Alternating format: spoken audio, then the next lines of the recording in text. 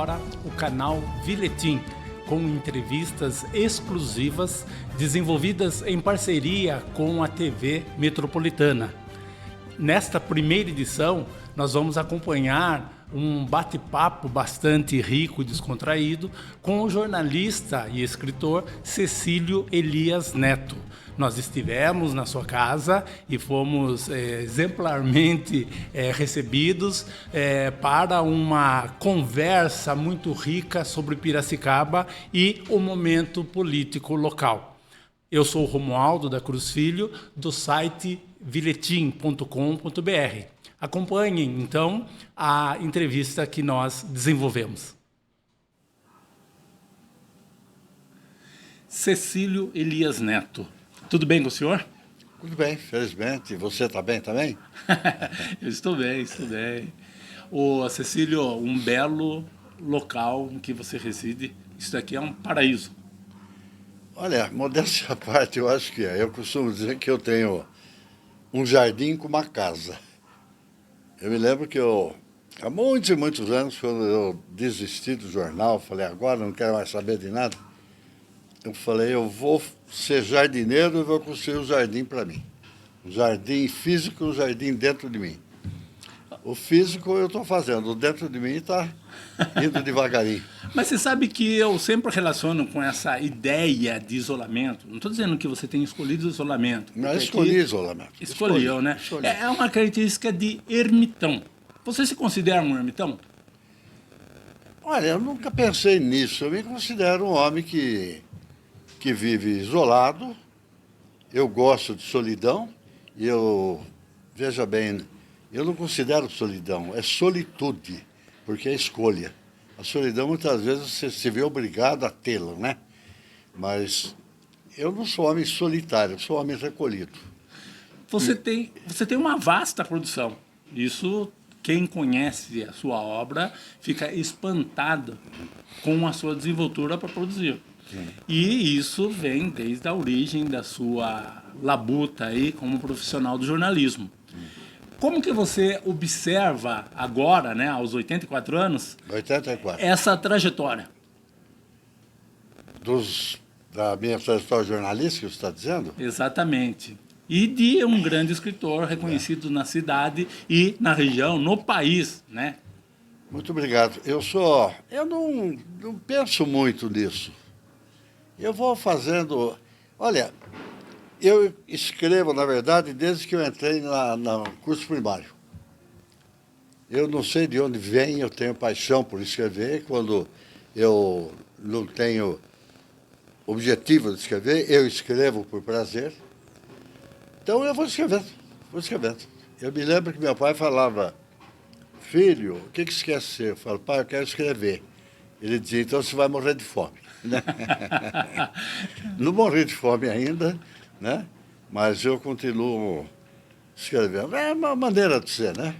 É um então, estilo, esse né? mundo, o mundo da arte, ele me atrai muito, me fascina muito. Mas, além do mundo da arte, você tem uma paixão por Piracicaba. Isso daí também é uma marca siciliana. Mas não é uma simples paixão. Porque toda a sua obra está pautada nesse encantamento que você sente por Piracicaba, pelo Rio, pela cultura caipira-cicabana. Inclusive, eu gostaria de ressaltar, né, a obra muito conhecida, que é esse o Memorial de Piracicaba, século XX, onde você traz praticamente os principais acontecimentos do passado, quase que desde a fundação de Piracicaba. E esse memorial vai completar 25 anos, ou seja, bodas de prata no ano que vem. O que você planeja para esta data? Bom, muita coisa aconteceu, muita coisa tem acontecido. Eu, por incrível que vocês possam achar com meus 84 anos, eu ainda estou com muitos planos e estou já produzindo, estou fazendo coisas. O Memorial de Piracicaba, ele teve a continuidade em 2002, houve outras obras nesse sentido, e agora estou preparando, vamos chamar, porque o nome ainda estou segurando, estou já trabalhando no Memorial 2024. Entende? Eu acho que esse daí vai ser uma síntese maior dos principais fatos da história piracicabana, e o objetivo maior, o meu pelo menos, que eu quero, é deixar para a juventude e para a infância, para as novas gerações, aquilo que elas não sabem e aquilo que vai ser muito difícil elas ficarem pesquisando no mundo hoje, que a pesquisa é muito rápida. Então eu pretendo, num único livro, dar os elementos fundamentais, datas, pessoas, acontecimentos de Piracicaba, para que os estudantes, os jovens e mesmo os que chegam novos a Piracicaba possam ter a noção dessa grandeza dessa terra. Quanto à paixão por Piracicaba, eu estranho, Romualdo, quem não se apaixone por Piracicaba. Piracicaba tem alguma coisa misteriosa ou dadivosa, sabe, que a transforma numa cidade muito singular, diferente. Não sei se é o ar, se é o rio, a história que está no ar. Entende? Então, você veja uma coisa, quem vem a Piracicaba se apaixona logo. Eu vejo gente que passou a morar em Piracicaba que gosta e defende a cidade mais do que os nativos de Piracicaba. No entanto, a historiadora Marli Perecim observou recentemente um artigo que eu, inclusive, pedi a ela. Foi publicado na Gazeta de Piracicaba.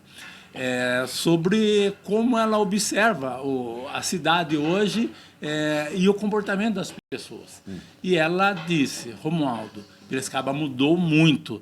Tem muita gente de fora que não sabe absolutamente de nada do passado. Não, isso aqui eu estou falando para você. E isso me deixa muito triste, porque não são poucas as pessoas. Então, o desenvolvimento traz consigo essas consequências, que acabam levando a cidade para uma outra direção, que não mais aquela almejada por nós, piracicabanos, que temos um certo vínculo emocional com a terra.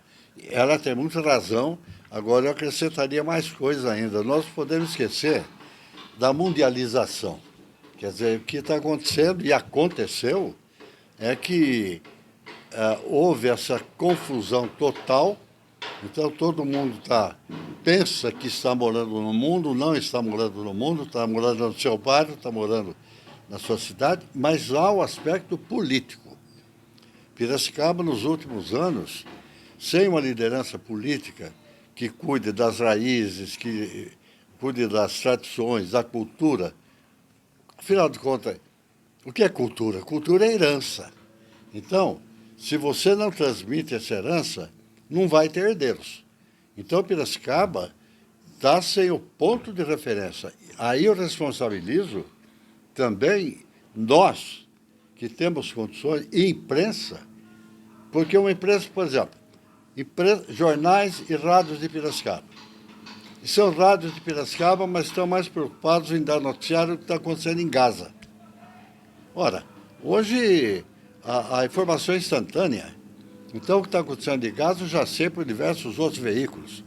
Os veículos de Piracicaba, no meu entender, deveriam necessariamente focar a realidade piracicabana, os problemas piracicabanos, as dificuldades piracicabanas. Isso não está acontecendo.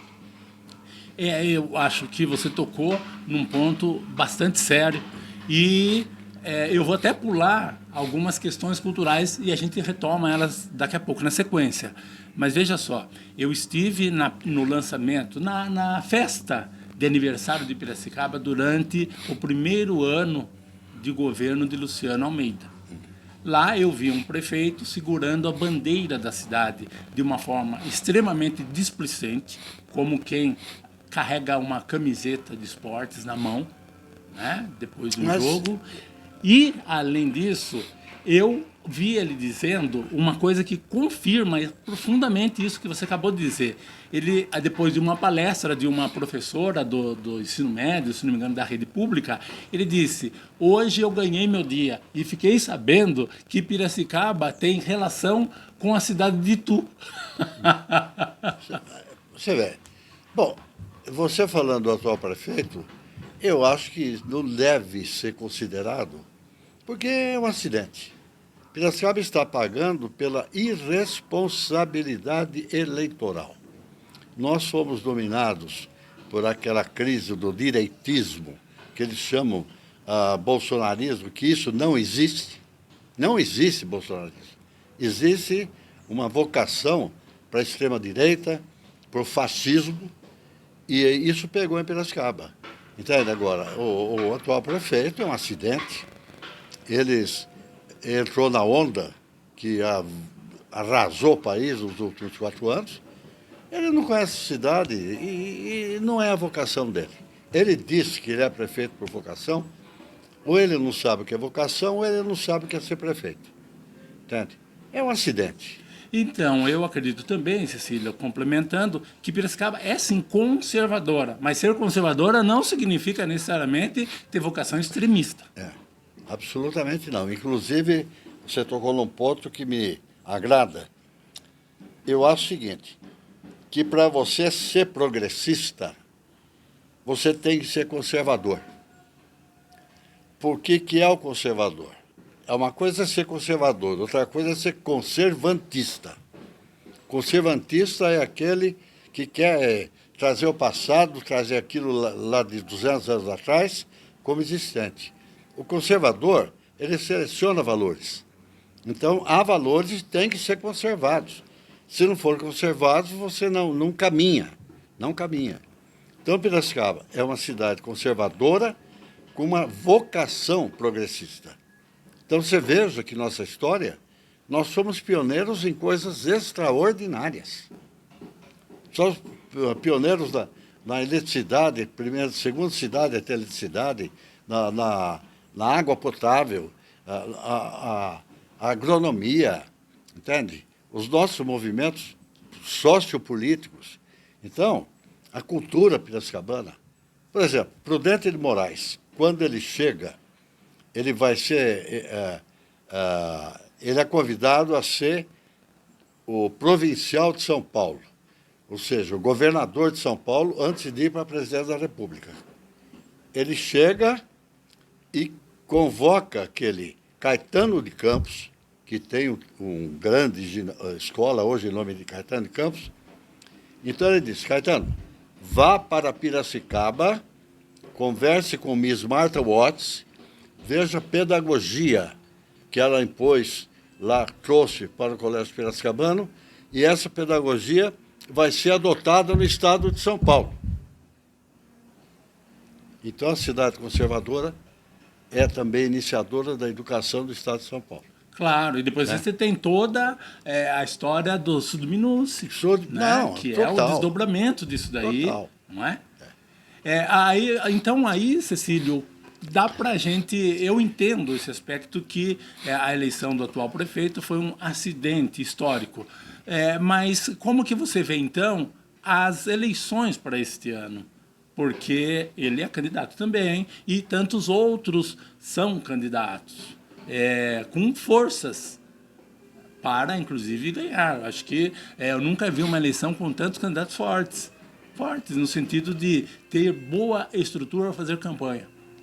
Bom, eu não sei. Você está afirmando uma coisa que talvez eu desconheça. Mas eu não acredito que haja um candidato forte para Piracicaba. Não, quando eu digo forte, eu digo financeiramente forte e profissionalmente habilidoso para fazer uma boa campanha. Eu não tenho a mínima ideia do que vai acontecer nessas eleições de Piracicaba. Mas eu tenho a intuição, a percepção de que vai haver uma fragmentação tal de votação que vai ficar tudo mais ou menos no mesmo nível. Entende? Agora, veja bem, a minha vida, eu me declaro estudante, eu sou estudante. Continuo estudando e eu estou sendo fascinado para tentar entender o que vai acontecer. Essa transformação, essa transição, e eu sinto, hoje falamos muito de democracia. A democracia é intocável, mas ela tem que ser atualizada, ela tem que acompanhar o ritmo do povo, da população. Eu não acredito mais hoje em eleição de uma pessoa. Vamos eleger o prefeito de Piracicaba. O que eu acho que vai acontecer, não sei quando, mas poderia estar acontecendo agora, é apresentar um núcleo administrativo para Piracicaba. Então, por exemplo, em vez de apresentar fulano de tal, ou fulana, nós somos uma equipe que vamos administrar. Porque ninguém mais consegue entender todas as áreas da administração. Ninguém consegue entender todas as transformações que estão acontecendo. Então, nós temos que levar técnicos, especialistas e políticos que saibam compreender essa realidade social que está completamente abandonada em Piracicaba. Você acaba de dar, então, um recado para os candidatos. Estou dando. Estou dando. Eu não votaria em candidato, desses candidatos aí, não votaria em nenhum antes de ver qual o seu plano, não é plano teórico, promessa de governo. A realidade, o que você pretende fazer e com que equipe você vai trabalhar. Ou seja, está sendo bíblico. Diga-me com quem andas. Sim. Não, e outra coisa, veja bem, já acabou, e Piracicaba está atrasada, muito atrasada politicamente, muito atrasada, porque não está estudando, porque as nossas soi-disant, essas ditas lideranças políticas, não sabem o que está acontecendo. Entende? Então, se você não tem mais o homem, não tem mais a pessoa, ou você leva ideias, planos, equipes, e não adianta, por exemplo, você fazer essa mistura de partidos políticos, que daqui esse tal, eu vou indicar aquele fulaninho lá para secretário daqui. O outro secretário fala, agora eu vou trazer o outro para botar na Secretaria de Cultura, que não entende nada de cultura. Entende? Então, é um jogo que acabou. Eles não perceberam. Eles brincam ainda de fazer política e isso leva Piracicaba a cada vez mais um caminho do retrocesso. Perfeitamente. Só que eles não brincam. Eles acham que é assim. Eles acreditam nisso. Acreditam nisso. Eles acreditam. Então, vamos dizer hoje o vereador. Por que o vereador de Piracicaba ele precisa ter tantas sessões durante a semana? Por quê? Para denominar praça, denominar rua, dar fazer prêmio disso, prêmio daquilo. Menção honrosa. Se a Câmara tem limites de projeto, ela tem que participar, que sugerir, que fiscalizar. Mas o que nós estamos vendo, ainda um compadrismo dos anos 40, 50. O vereador está atendendo aqui, atendendo lá pessoas, e não está percebendo o grande problema que está envolvendo a todos, que é uma cidade atrasada no tempo. Porque eles confundem tecnologia com ciências humanas, né? A tecnologia anexada a essa percepção filosófica da realidade, ela é uma parceira imbatível. No entanto, ela pode simplesmente criar um ambiente frio e totalmente desinteressante se ela não vier acompanhado do humano. Você é generoso demais. Porque você disse que eles confundem. Eu acredito que raríssimos sabem o que é isso. Não estão interessados. Ora, estou ganhando um altíssimo salário, que é um absurdo, um altíssimo salário, para ficar fazendo honrarias, para ficar fazendo política, entende? E sem entrar nos graves problemas, que existem graves problemas em Piracicaba que não estão sendo abordados. E não problemas, vamos dizer, de falta de buraco na rua, falta de água ali, não. Problemas sociais. Quando você vê aquela multidão de desabrigados no centro da cidade, isso é uma vergonha. Isso é uma vergonha para a cidade. O nível educacional, que está só em declive. Em declive. Então, o problema da juventude, problema gravíssimo, Nós estamos, quanto mais a tecnologia se desenvolve, mais o desemprego surge, porque não há qualificação.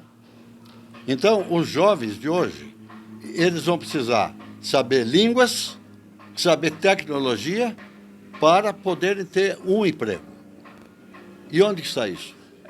Você tem alguns núcleos pensando nisso Sim. e até fazendo, mas é pequeno, né? Não, A ação mas eu digo pequena perto como da... política pública. Claro, compreendo.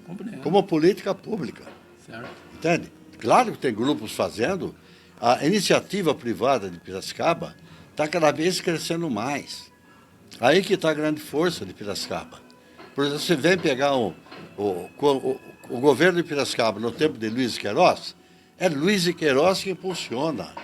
É o Luciano Guidotti que impulsiona. É o Mário Dedini Ou que seja, impulsiona. são os grandes empresários. Grandes empresários e grandes pensadores. Sem dúvida. Um Sully Minúcio, um Tales de Andrade, um João Chiarini. Certo.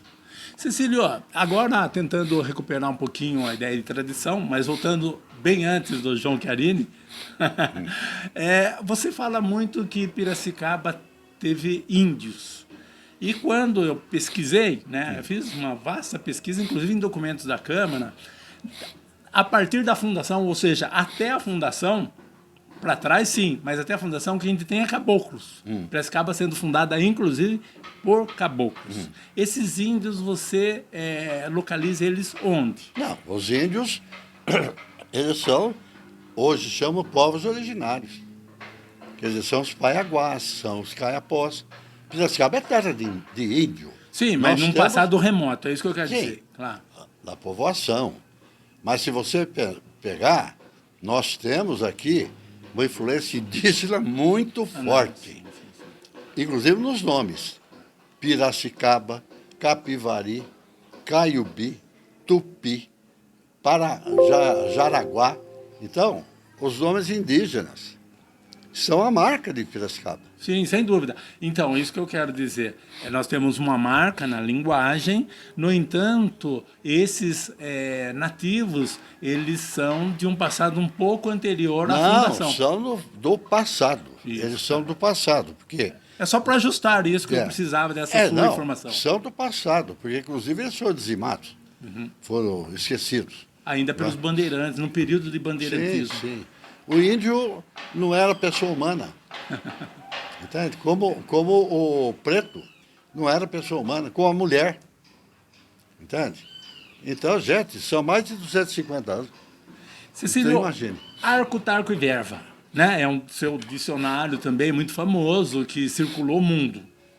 O Arco, Tarco e Verva, ele ficou engessado ou ele é um dialeto que se evoluiu? Eu acho que está evoluindo. Mereceria uma segunda edição atualizada? Olha, veja bem, o Arco, Tarco e Verva, permita-me dar um históricozinho sobre isso. Eu estava em Brasília e ia entrevistar o ministro Andreasa, Mário Andreasa. E eu estava assim na recepção, aguardando aquele negócio todo. Nisso, um senhor, eu falando senhor hoje, né? Um velhinho falando que aquele senhor apareceu, né? Mas isso foi em 86.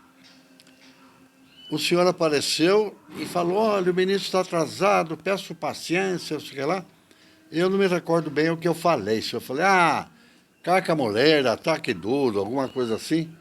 Só cabucho. Alguma coisa assim. Ele olhou para mim e falou, Piracicaba. Eu fiquei assim, e ele começou a ficar os olhos lacrimejados e falou, faz 40 anos que eu me formei na Luiz Queiroz e nunca esqueci o sotaque, a maneira de falar de vocês. Esse som para mim soa maravilhosamente. Aquilo me impressionou terrivelmente. Meu Deus. Quando eu estava voltando no avião, eu falei, para um pouquinho, isso daí é mais sério do que a gente leva. É mais sério. E comecei a pensar, eu falei, quer dizer, uma coisa, eu vou criar um semanário, a província. Até alguns que daquela época, vocês deviam estar no meio também, Falaram, não, vamos falar metrópole. Eu falei, não tem nada de metrópole, é província. Não, eu não estava no meio desses que Não, estavam criticando assim, não. Hoje eu sei se é metrópole. Aí, lembra. Falei, não, é a província, raízes, tal. E falei, e fui tendo ideias. Eu falei, puxa vida, eu vou fazer um tipo de um glossário das palavras que Piracicaba fala. E comecei, falei, que título eu vou dar? E eu lembrei da anedota da provocação dos campineiros, que falava que o piracicabano foi o barbeiro, né? Cortar a barba. E o barbeiro perguntou, arco ou tarco? Ele falou, não, arco com a verva. E falei, então, pronto aí, arco, tarco, verva. Né? E pegou. Daí a cidade começou a me mandar, lembra aquela palavra, lembra essa expressão? E foi me alimentando também, né? Chegou uma época, passaram o tempo e falaram, transforma num livro, né? Vamos fazer então, faz o livro. Em uma semana esgotou 2.000 exemplares. E vem vindo. A semana atrasada, ficou naquele negócio do PSEG, e eles querendo o livro. Qual livro eles queriam? Arco, Taco, Verbo. Entende? Então, e você não tem mais nada nas bancas de livraria, nada? olha, hoje as bancas não estão interessadas, ninguém mais vai à banca, né? Mas ele está na internet, ele Quer tem dizer, se eu quiser muita comprar procura. na Amazon, por exemplo, eu não compro. Não sei porque eu não cuido mais disso, né? Mas se tem procura até hoje, tem. Inclusive, você falou, eu não cuido mais disso, me fez lembrar do ICEM, que é o Instituto Cecílio Elias Neto. Fala um pouco sobre esse projeto aí, em que pé que ele está hoje. Olha, o ICEM foi algo que me propuseram, eu não tenho nada a ver com o ICEM. Eu tenho hoje, que nem um irmão meu, o Arnaldo Branco, que ele é editor dos meus livros, e ele é apaixonado por Piracicaba também. E ele começou a ver o meu acervo, a história, né, recursos, verdadeiros tesouros que eu tenho de Piracicaba. E ele falou para os meus filhos, olha, vocês têm que criar um instituto cultural para não perder essas coisas, para essas coisas irem para frente. Então criaram o Instituto Cecílio Elias Neto. Eu não gostei, falei, eu estou vivo ainda, né? Vocês estão querendo que eu morra logo? Não vou morrer logo, né? E criaram o ICEM. E o ICEM começou num crescimento muito grande. Me parece que ele vai fazer 10 anos. Agora ele publicou livros, está publicando livros, tem projetos agora de novos livros. Eles estão fazendo uma parceria agora com o PSEG, para uma parceria cultural. E tem muita novidade para vir por aí. Então 2025 vai ser um ano ceciliano. Olha, rapaz, pelo que eles estão me falando e lembrando, e até eu estou meio assustado. Então vamos começar lá. Caramba, eu vou fazer 85 anos. O primeiro livro meu, Eunuco para Esther, vai fazer 60 anos. Eu não trouxe aqui, mas eu tenho em casa. Vai fazer 60 anos. Né? O ICEM vai fazer 10 anos. Então, tem uma série de coisas que estão acontecendo. Tem, não sei mais coisas essas datas simbólicas que se misturaram, né? Então, eles querem fazer uma programação para o ano que vem, mas eu não tenho ainda ideia do que seja. Certo. Você falou do Eunuco para Esther, mas eu considero, né, particularmente, o Bagaço de Cana uma obra requintada, boa demais. E é pouco conhecida hoje em dia. Hoje em dia é pouco conhecida. Ela foi, acho que... Quer ver? Eu tenho até aqui, ó. Oh, que beleza! O bagaço. Ó, tá vendo? E essa ilustração dele, que eu acho formidável, dá licença, é do Araquém Martins. Tem coisas maravilhosas aqui do Araquém. Não, esse livro tem uma pequenina história, mas é um livro que me toca muito. Começou o golpe de 64 e aquilo mudou minha vida, como mudou a vida de todo mundo. Eu estava indignado.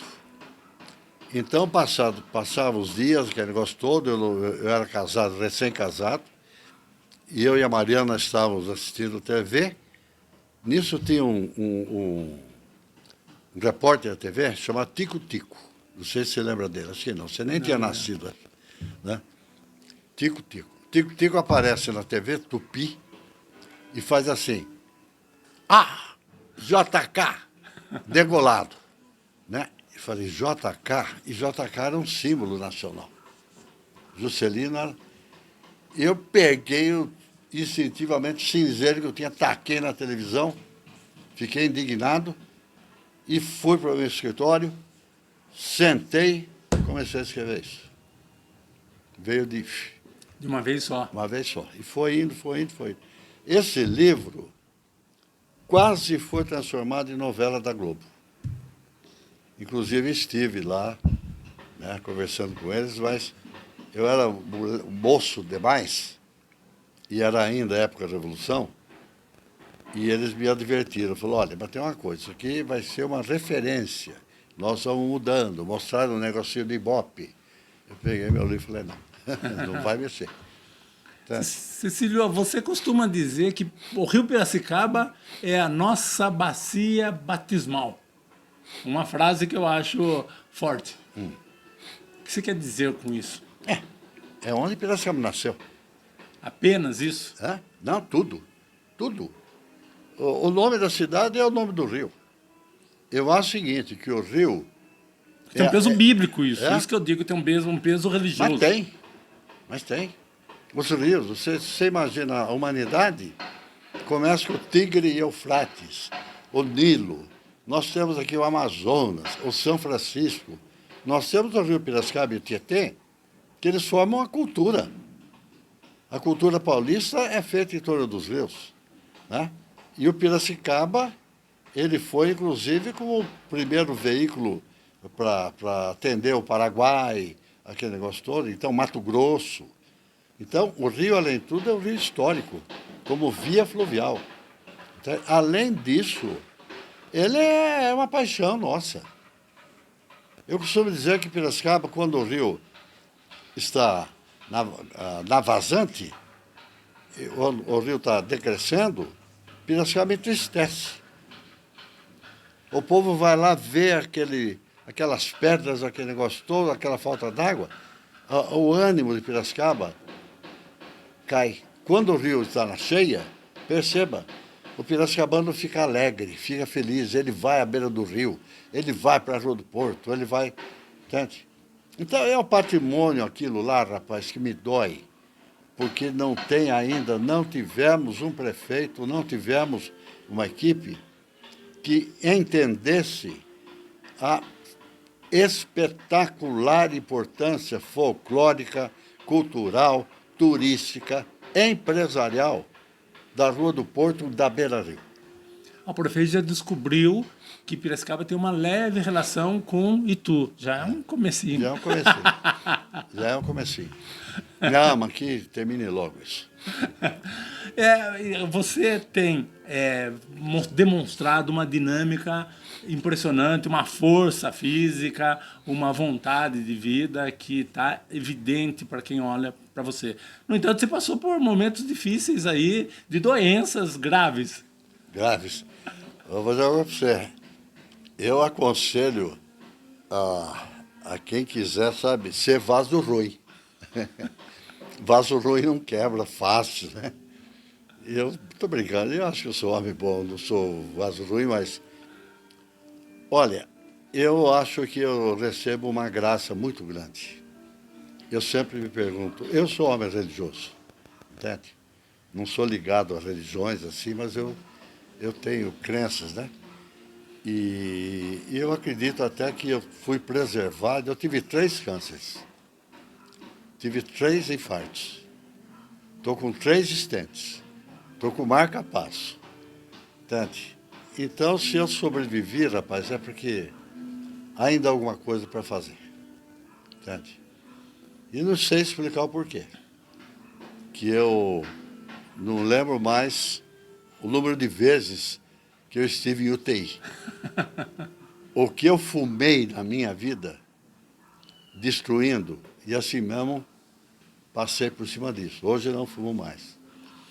Você também, além de ser um vaso ruim, você sempre foi muito polêmico na sua produção jornalística. Eu lembro até hoje, gosto sempre de registrar um texto que você publicou, acho que na Folha Piracicabana, é isso? Ou é Folha de Piracicaba? Folha de Piracicaba, lá na origem, em que você está falando do Cano Frio, né? Um caso político que aconteceu lá, e você criticou a Ruth Mansur, que era a dona do local, frequentado pelas autoridades locais. E aí, o que aconteceu? O juiz obrigou você a se retratar, porque você tinha criticado a Ruth Mansur. Aí você falou assim, não, pelo amor de Deus, a Ruth Mansur é um anjo, isso é uma mulher doce, quem não presta é a Ruth da Bíblia. Eu lembro disso, Cecílio. Esse artigo chamou, mas tem uma historiazinha ali. A Ruth estava me processando. Ela foi usada por políticos para me processar, porque eu escrevi, era o problema de menores de idade no Jardim Brasil. Não era a casa da Ruth, não era Cano Frio, era o Jardim Brasil. Ah, tá, era outro lugar. Cano Frio, ele foi ali ao lado do ginásio, estádio municipal. A zona era na Rua Benjamin, foi para o Cano Frio, do Cano Frio foi para o Jardim Brasil. E a Ruth explorava menores. Então eu denunciei aquilo e falei, é infame, Ruth. O que aconteceu? Os políticos vieram, processa ele. E eles contrataram o doutor Jacó Dil Neto, que era meu ídolo. O doutor Jacó, presidente da Ordem dos Advogados, o maior jurista de Piracicaba. E o Jacó entrou naquela por questão política e me processou. Então eu escrevi o artigo dando mão à palmatória. Começa aí, se o doutor Jacó me processa, é porque eu estou merecendo. O doutor Jacó não iria fazer uma coisa dessa, uma né? coisa dessa. E outra coisa, eles estão enganados.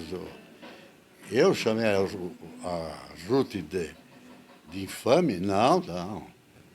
A Ruth é uma santa, a Ruth é coisa. Quem é infame, quem não presta, isso é a Ruth da Bíblia. Né? Acabou. Cecílio, então, olha, acho que nós conversamos quase de tudo. Você tem alguma coisa assim que você gostaria de destacar?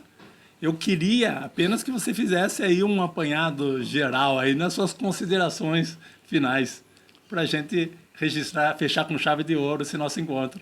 Muito obrigado. Espero que seja, né, um de tantos outros que ainda devem acontecer. Estou à disposição, sempre que eu puder, estou às ordens.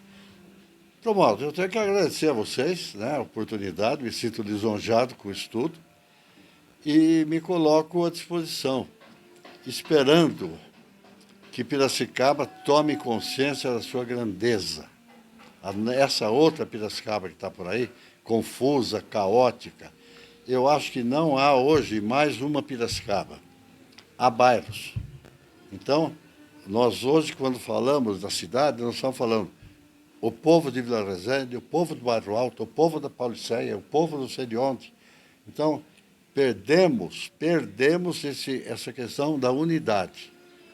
Perceba uma coisa, tudo na vida tem que ter um centro. As cidades também. Qual é o centro de Piracicaba? Nós não temos o centro. Então está tudo espalhado. A chamada Praça Central, completamente vazia. Praça Central dominada por desocupados, por doentes, por desempregados, por malandros. Entende? Então, é uma cidade que está sobrevivendo por sua própria natureza, sobrevivendo por suas raízes. Sua força da livre iniciativa. Livre iniciativa, sua história, entende? Agora, sem governo. E não é de agora. Que de repente vamos escolher homens que são bons administradores. Piracicaba não é empresa. Piracicaba não é empresa para ser administrada. Piracicaba é uma cidade, que ela tem que ser governada. Entende? E uma empresa pode dispensar os problemas sociais. Uma cidade não pode. Então, escolher o grupo que vai administrar Piracicaba nesse momento de crise, eu acho, para mim, fundamental. E eu apelaria até para as chamadas forças vivas, que não sei se existem ainda. Então, chamaria atenção associação comercial, clubes lojistas, empresários, para que eles intervenham, sim, na política, para que eles pressionem os partidos políticos, não para fazer esse compadrismo, mas para escolherem para Piracicaba candidatos para o Legislativo e para o Executivo à altura do que Piracicaba precisa. Impressionante. Encerramos aqui, então, mais uma entrevista, né, desenvolvida pelo canal Viletim, e espero que vocês acompanhem as nossas produções, que vão estar sempre nas redes sociais. Eu sou o Romualdo da Cruz Filho, do site viletim.com.br, e este trabalho é desenvolvido em parceria com a TV Metropolitana. Muito obrigado.